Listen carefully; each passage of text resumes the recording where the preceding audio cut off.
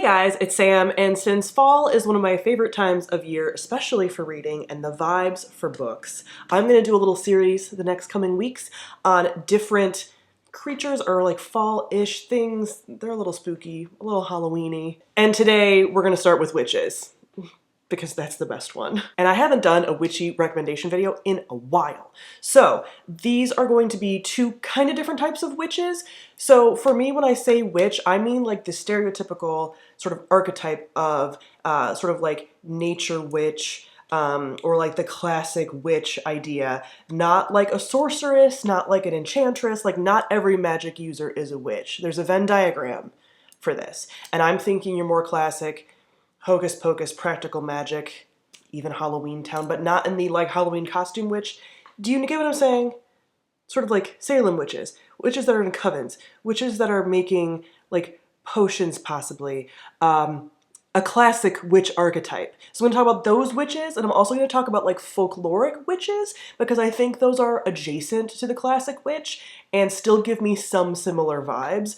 And I didn't want to make a whole different video on like classic witches and folklore witches, because I think they should all fall under the same category. And there actually aren't enough of either to have their own separate videos of the ones that I've read. So if you have more recommendations for me, please let me know. So first we will start with the classic witches. One of my favorite books of all time for this is The Once and Future Witches by Alex E. Harrow. This is taking place in sort of like a New Salem. It's like a historical fantasy. It's taking place in a New Salem, kind of is following the Salem witch trials plus the like suffragette movement, and it follows three sisters who are all witches, and they follow sort of the maiden mother crone archetype from like actual witchcraft, and have these like intersecting stories. And the way that this book does the maiden mother crone stuff, the way that witches like talk and use fairy tales and like the fairy tale-esque stories in some of this, is so good. And then each witch has like just a very different feel to them as far as like their story and things. So if you like sister stories, if you like family trauma stuff, if you like witchy stuff, if you like some of the historical stuff, this has everything. Fairy tales, all of it. I actually want to reread this book so bad, but I'm not probably going to this year, because I'm trying to get things off my TBR, story of my whole life. But this will be a reread at some point because it's perfect for the archetypal witch. Then I will say that witches pop up a lot so more successfully in this archetypal way in like romance with like, you know, sort of contemporary romance with witchy elements type stories.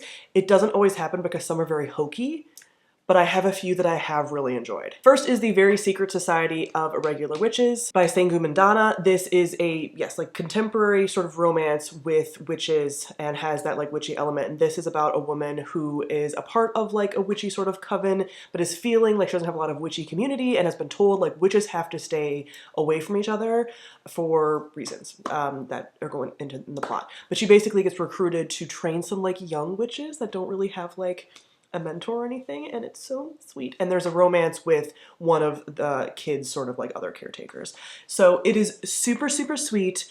Another one that I will definitely reread, and it has all of those like cute witchy elements, again, like sort of practical magic-y feeling, and I loved it. Another one in that same vein is Payback's the Witch by Lana Harper. This is sort of a John Tucker Must Die meets practical magic, Halloween Town, whatever you want to call it. This takes place in a place called Thistle Grove, which is essentially like a witch-run city, and our main character hasn't been in the town for a long time after this like colossal breakup from this dude, comes back and finds out, he's also from a witch family, that he has just like betrayed everyone, and so she kind of wants to take him down, and there's like sort of a magical competition coming up between all the witchy families, and so she's back like for that, but she starts falling for one of the sort of like heirs to one of the other witchy families who's a little bit more like spooky, and so there's like a sapphic romance that happens, and it's very sweet.